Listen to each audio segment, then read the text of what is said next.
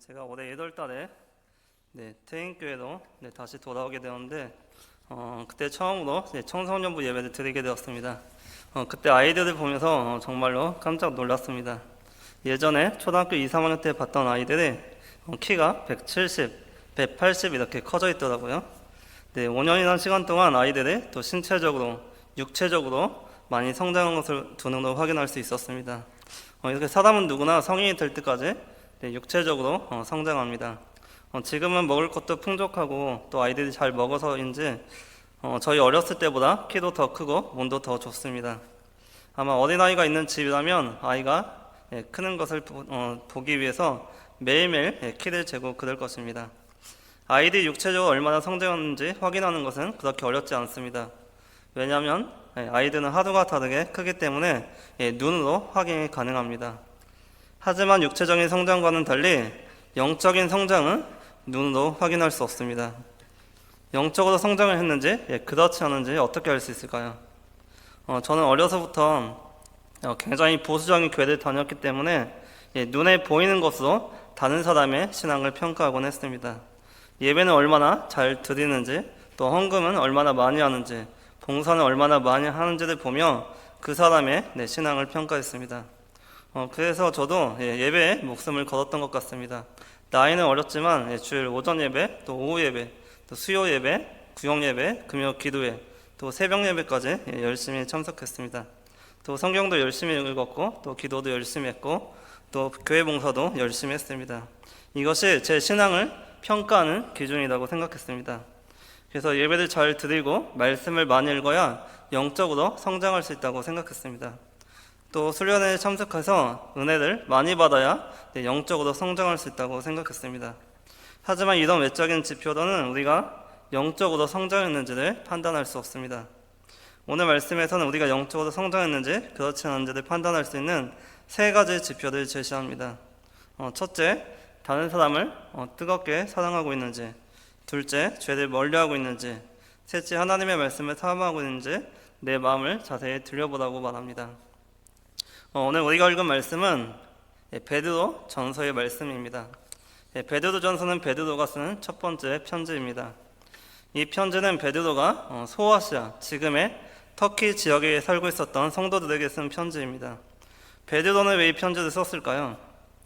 베드로 전서를 읽다 보면 고난에 대한 이야기가 굉장히 많이 나옵니다. 그 당시에는 로마 황제의 박해가 심했기 때문에 배교자들이 많이 생겨났습니다. 그러니까 믿음을 저버리고 로마 황제를 숭배하는 자들이 생겨났다는 것입니다. 그럴 수밖에 없었던 것이 이들 중에는 믿음이 자라지 못한 초신자들이 많이 있었기 때문입니다. 사도 바울이 터키로 선교여행을 떠나서 교회를 세운 것이 AD 40년대 후반이었으니까 교회 역사가 길어봐야 15년입니다. 특히 터키의 서쪽 소아시아 지역은 10년도 안 된 교회들이 수두룩했습니다. 우리가 잘 알고 있는 요한계시록에 나오는 소아시아 7교회가 그랬습니다. 그때 서머나 교회를 제외하고 고난과 박해를 견디지 못해서 모두 다 무너지고 말았습니다. 우리 태인교회는 113년의 역사를 가지고 있습니다. 자부심을 가져도 좋습니다. 태인교회는 믿음의 뿌리가 깊은 교회입니다. 일제의 침략 속에서도 또 한국 전쟁 가운데서도 끝까지 살아남은 교회입니다. 이렇게 믿음이 성장해야 어떤 고난에도 흔들리지 않습니다. 베드로는 터키 지역의 성도들의 믿음으로 고난을 견디고 이겨내기를 원했습니다. 그래서 베드로 전서를 통해서 여러 가지 권면을 하게 됩니다. 특별히 오늘 말씀에서는 세 가지를 이야기합니다.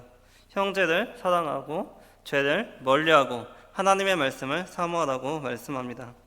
이 세 가지는 모두 영적인 성장과 관련이 있습니다. 영적 성장을 이루지 못하면 고난과 박해에 넘어질 수밖에 없습니다.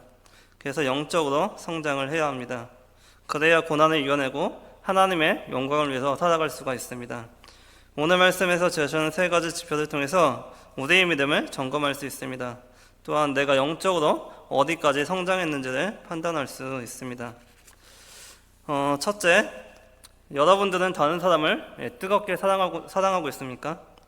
오늘 말씀 22절에 보면 너희가 진리를 순종함으로 너희 영혼을 깨끗하게 하여 거짓이 없이 형제를 사랑하기에 이르렀으니 마음으로 뜨겁게 서로 사랑하라. 네, 서로 사랑하라고 말씀합니다. 네, 성경에서 자주 나오는 표현이죠. 율법에서도 강조하고 있고 예수님께서도 강조하셨던 표현입니다. 네, 서로 사랑하라. 그것도 뜨겁게 서로 사랑하라고 말씀합니다. 그러면 여러분들은 다른 사람을 어떻게 사랑하고 있습니까? 뜨겁게 사랑하고 있습니까? 내가 영적으로 성장하고 있는지 그렇지 않은지 판단할 수 있는 지표는 바로 내가 다른 사람을 어떻게 사랑하고 있는지 보는 것입니다. 이 사랑은 기독교 신앙의 특징입니다. 요한복음 13장 34절 35절에서 예수님은 이렇게 말씀하셨습니다. 새 계명을 너희에게 주노니 서로 사랑하라. 내가 너희를 사랑한 것 같이 너희도 서로 사랑하라. 너희가 서로 사랑하면 이로써 모든 사람이 너희가 내 제자인 줄 알리라. 또 디모데전서 1장 5절 말씀에서 사도 바울은 이렇게 말합니다. 이 교훈의 목적은 청결한 마음과 선한 양심과 거짓 없는 믿음에서 나오는 사랑이거늘. 그러니까 하나님의 말씀을 가르치고 전하고 선포하는 목적이 더 많이 배우기 위함이 아니라 사랑하기 위함이라는 것입니다. 또 로마서 5장 8절 말씀에 보면 우리가 아직 죄인 되었을 때에 그리스도께서 우리를 위하여 죽으심으로 하나님께서 우리에 대한 자기의 사랑을 확증하셨느니라. 하나님께서 예수님을 이 땅에 보내신 것도 사랑 때문이었습니다. 예수님은 우리를 대신하여 십자가를 지셨습니다. 우리가 죽어야 할 죽음을 대신 지셨습니다. 그래서 우리는 생명을 얻게 되었습니다. 요한일서 4장 11절 말씀에 사랑하는 자들아 하나님이 이같이 우리를 사랑하셨은즉 우리도 서로 사랑하는 것이 마땅하도다. 이처럼 사랑은 그리스도인의 삶의 특징이라고 할 수 있습니다. 하지만 분명히 해야 할 것이 있습니다. 세상이 말하는 사랑과 성경이 말하는 사랑이 다르다는 것입니다. 세상은 사랑을 내면에서 비롯된 것으로 생각합니다. 그러니까 누군가를 사랑할 때도 마음에서 솟아오르는 감정을 중요하게 생각합니다. 그래서 사랑의 감정이 있을 때만 누군가를 사랑할 수 있습니다. 또한 조건에 따라서 이 사랑의 감정이 수시로 변하기도 합니다. 하지만 성경에서 말하는 사랑은 이것과 전혀 다릅니다. 사랑은 하나님의 성품과 속성에서 비롯됩니다. 사랑의 대상도 우리의 감정에 따라 선택하지 않습니다. 또한 사랑은 결코 추상적이지 않습니다. 사랑은 굉장히 구체적이고 명확합니다. 우리가 사랑장이라고 부르는 고린도전서 13장에는 사랑을 이렇게 정의하고 있습니다. 사랑은 오래 참고, 사랑은 온유하며 시기하지 아니하며, 사랑은 자랑하지 아니하며, 교만하지 아니하며, 무례히 행하지 아니하며, 자기 유익을 구하지 아니하며, 성내지 아니하며, 악한 것을 행하지 아니하며, 불의를 기뻐하지 않으며 진리와 함께 기뻐하고. 사랑은 단순히 감정의 결과물이 아닙니다. 사랑은 하나님의 성품과 속성에서 출발합니다. 고린도전서 13장에 나와 있는 것처럼 우리는 가정에서, 직장에서, 사회에서, 그리고 교회에서 구체적인 사랑의 모습들을 보일 수 있어야 합니다. 정말로 사랑한다면 오래 참아야 합니다. 온유해야 합니다. 시기하지 말아야 합니다. 자랑하지 말아야 합니다. 교만하지 말아야 합니다. 무례히 행하지 말아야 합니다. 또 자기의 유익을 구하지 말아야 합니다. 성내지 말아야 합니다. 악한 것을 행하지 말아야 합니다. 불의를 기뻐하지 말아야 합니다. 이것이 우리 안에 하나님의 사랑이 존재한다는 증거입니다. 그리고 한 가지 더 말씀을 드리면 성경에서 말하는 사랑은 내가 좋아할 만한 사람을 사랑하는 것이 아니라는 것입니다. 하나님을 믿지 않는 사람들은 사랑할 이유가 있어야 사랑합니다. 나에게 잘해주고 친절을 베푼 사람을 사랑합니다. 또 멋지고 또 예쁘고 능력 있는 사람을 사랑합니다. 하지만 믿는 자들의 사랑은 이렇지 않습니다. 하나님께서 우리를 사랑하신 것은 우리가 착해서도 아니고 우리가 잘나서도 아닙니다. 우리의 죄와 허물에도 불구하고 하나님께서는 우리를 사랑하셨습니다. 하나님이 우리에게 명령하신 사랑은 원수까지도 용서하고 품을 수 있는 사랑입니다.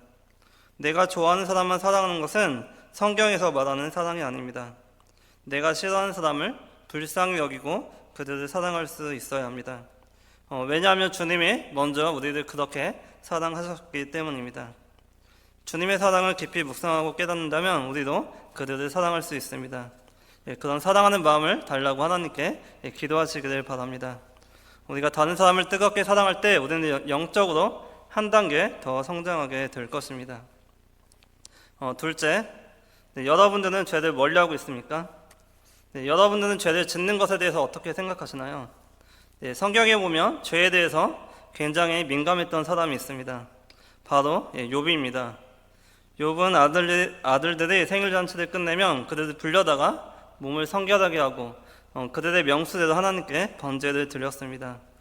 욥이 이렇게 한 이유는 그들이 죄를 지었기 때문이 아닙니다. 혹시라도 내 아들들이 죄를 범하여 마음으로 하나님을 욕되게 하였을까 걱정이 되었기 때문입니다. 성경은 욥의 행위가 항상 이러하였다고 말씀합니다. 이렇게 욥은 죄에 민감한 사람이었습니다. 다시 말해서 하나님께 죄를 짓는 것을 가장 두려워했습니다. 여러분들은 어떠신가요? 우리는 죄를 짓는 것을 두려워해야 합니다. 죄에 대해서 결코 무감각해서는 안 됩니다.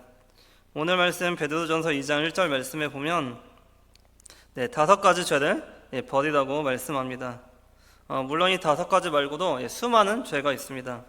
하지만 베드로는 지금 소아시아에 흩어져 있는 성도들에게 특별히 이 5가지 죄를 버리라고 말씀합니다. 첫 번째는 모든 악독입니다. 이 악독이라는 것은 남을 해치려는 악한 마음을 말합니다. 나는 그런 마음이 없다고 자신 있게 말할지도 모르겠습니다. 하지만 누구에게나 이런 마음이 있습니다. 누군가가 나에게 또는 내 가족에게 상처를 입히고 또 피해를 입혔다면 어떻게 하시겠습니까? 그들을 용서할 수 있을까요?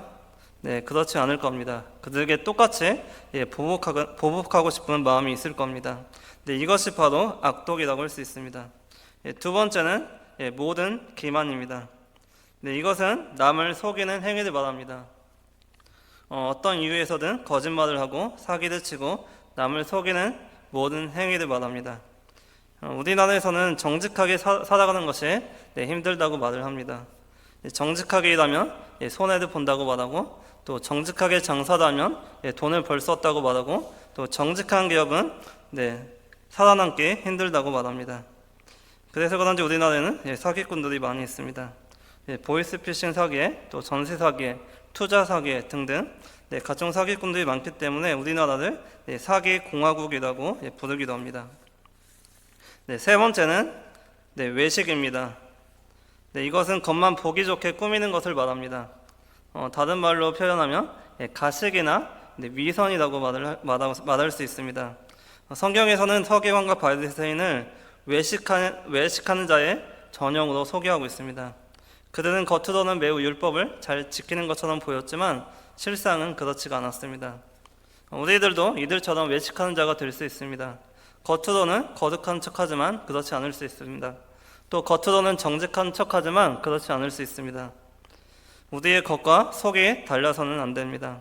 이것은 단순하게 우리에게만 죄가 되는 것이 아니라 믿지 않는 자들이 하나님을 믿지 못하도록 방해하는 죄가 될 수 있습니다. 네 번째는 시기입니다. 이것은 남이 잘 되는 것을 싫어하는 것을 말합니다. 어떤 사람들은 이 시기와 질투를 같은 표현이라고 생각합니다. 하지만 시기와 질투는 다릅니다. 시기가 질투보다 더 안 좋습니다. 우리가 성경에 읽어보면 하나님을 질투하시는 하나님이라고 말을 들어봤을 것입니다. 이 질투라는 것은 나에게 있는 좋은 것을 상대방이 빼앗으려고 할 때 느끼는 감정입니다. 한마디로 부러움의 감정이라고 할 수 있습니다. 그러니까 하나님이 질투하시는 이유는 하나님의 백성들인 우리가 하나님보다 우상을 더 가까이 하기 때문입니다. 하지만 시기는 다릅니다. 시기는 다른 사람이 가진 좋은 것을 빼앗고자 하는 욕망을 말합니다.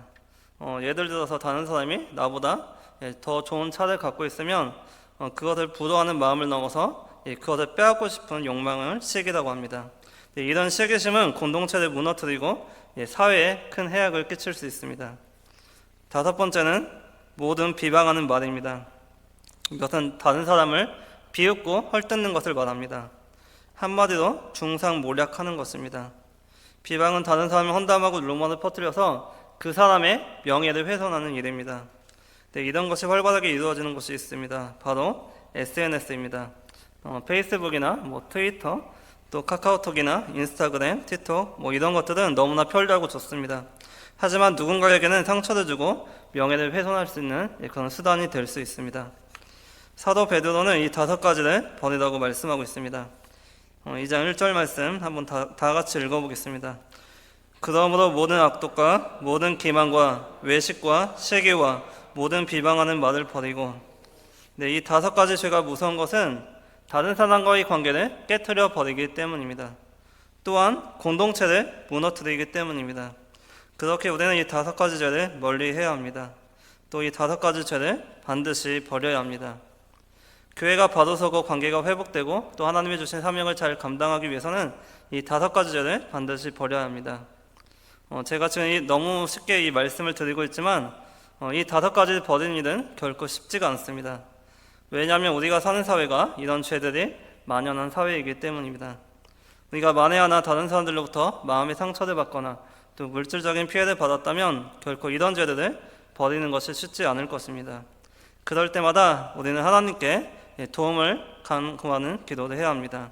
성령님이 우리 안에 내주하여 주셔서 우리 마음을 다스려 달라고, 용서할 수 있는 마음을 달라고, 또 정직하게 살아갈 수 있는 마음을 달라고, 이 5가지 죄를 버리게 해달라고 기도를 해야 합니다. 그래야 우리가 영적으로 성장할 수 있습니다. 그래야 성숙한 하나님의 자녀로서 살아갈 수 있습니다. 셋째, 여러분들은 하나님의 말씀을 사모하고 있습니까?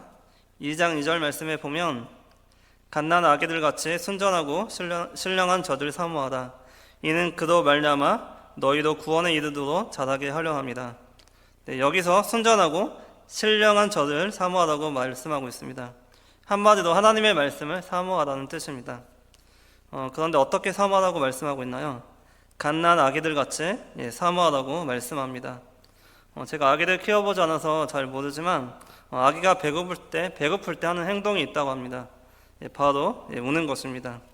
아이들은 밤에도 울고 낮에도 울고 아침에도 울고 새벽에도 울고 대중이 없습니다. 아기가 우니까 부모들은 피곤해서 잠을 자야 되는데 어쩔 수 없이 젖을 먹여야 합니다. 아기는 젖을 먹지 않으면 살 수가 없습니다. 왜냐하면 아이의 생명은 젖에 달려있기 때문입니다. 그 아이와 같이 하나님의 말씀을 사모하라고 말씀합니다. 왜냐하면 우리의 생명이 하나님의 말씀에 달려있기 때문입니다. 그런데 우리는 어떻습니까? 아기처럼 하나님의 말씀을 달라고 울고 있습니까? 네, 그렇지 않습니다. 말씀이 없어도 살 것처럼 울지 않습니다. 순전하고 신령한 젖을 먹지 않으면 우리는 결코 영적으로 성장하지 못합니다. 우리가 얼마나 하나님의 말씀을 갈망하고 있는지 잘 모르겠습니다. 정말 하나님의 말씀을 갈망한다면 매일매일 성경 말씀을 읽을 것입니다. 또한 교회에 나와서 하나님의 말씀을 듣는 것을 즐거워할 것입니다. 그래서 주일 예배도 나오고 또 수요 예배도 나오고 새벽에도 나와 하나님의 말씀을 들을 것입니다. 우리는 하나님의 말씀을 사모해야 합니다. 하지만 우리 주변에는 말씀을 읽지 못하도록 또 말씀을 듣지 못하도록 방해하는 것들이 너무나 많습니다. 제가 어렸을 때만 해도 교회에서 성경을 일독하는 것이 유행이었고 저도 성경을 자주 읽었던 기억이 있습니다. 나이는 어렸지만 성경을 몇 독씩 했고 또 신앙서적도 많이 읽었습니다. 그때는 TV도 유선방송밖에 나오지 않았고 컴퓨터도 없었고 스마트폰도 없었고 취미로 할 수 있는 것들이 많지 않았습니다. 정말로 성경을 읽기에 좋은 환경이었습니다. 하지만 지금은 그렇지가 않습니다. 지금 목회자로서 제가 성도들에게 또 학생들에게 성경을 읽으라고 강조하고 있고 권면하고 있지만 생각해보면 지금 이 시대는 성경을 읽기에 그렇게 좋은 환경을 갖추고 있지 않습니다. 성경을 읽기 위해서는 정말 많은 것들을 포기해야 합니다. 아침잠을 포기해야 되고 취미생활을 포기해야 되고 또 가족과 함께하는 시간을 포기해야 합니다. 나이가 젊을수록 성경을 읽기 위해서는 정말로 큰 결심이 필요합니다. 그래도 어찌로라도 하나님의 말씀을 가까이 하시라고 말씀을 드리고 싶습니다. 꼭 자리에 앉아서 성경을 읽지 않아도 다양한 방법을 통해서 하나님의 말씀을 가까이 하시기를 바랍니다. 하나님의 말씀을 집안 곳곳에 붙여놓을 수도 있고 또 핸드폰에 매일 아침마다 자동으로 뜨게 해서 볼 수도 있습니다. 또 말씀 카드를 활용할 수도 있고 또 아침에 출근할 때 또 퇴근할 때 유튜브를 통해서 말씀을 들을 수 있습니다. 정말 5분 이상 시간을 낼 수 없다면 다양한 방법을 통해서 하나님의 말씀을 가까이 하시기를 바랍니다. 2장 2절 말씀에서 이야기하는 것처럼 우리는 갓난 아기입니다. 갓난 아기들은 반드시 젖을 먹어야 합니다. 아기가 먹기 싫더라도 부모들은 억지로라도 젖을 먹입니다. 우리도 어찌로라도 젖을 먹어야 합니다. 하나님의 말씀을 읽는 것이 기쁨이라기보다 고역처럼 느껴진다면 기도하는 마음으로라도 읽으시기를 바랍니다. 성령님의 도우심을 간구하시기를 바랍니다. 하나님의 말씀을 사모하는 마음을 달라고, 또 하나님의 음성을 들려달라고, 하나님의 뜻을 알려달라고 간구하시기를 바랍니다. 하나님은 여러분들의 기도를 들으시고 바쁜 일상 가운데 하나님의 뜻에 합당한 삶을 살아갈 수 있도록 반드시 도와주실 것입니다. 오늘 말씀을 정리하겠습니다. 우리는 구원받은 하나님의 자녀입니다. 하나님의 자녀로서 우리는 육체적으로 성장할 뿐만 아니라 영적으로도 성장해야 합니다. 영적으로 성장해야 어떤 상황에서도 믿음이 흔들리지 않습니다.